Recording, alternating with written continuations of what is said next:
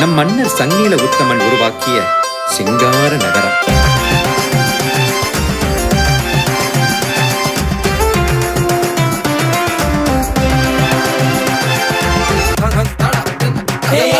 சிங்கப்பூரத்தை பத்தி சொல்ல வார்த்தை கேளுடா எல்ல வண்ண கதைக்கு கொஞ்சம் சொல்ல நல்ல நேரம் ஒண்ணு வந்தா கதை சொல்லுற நீ கேளு.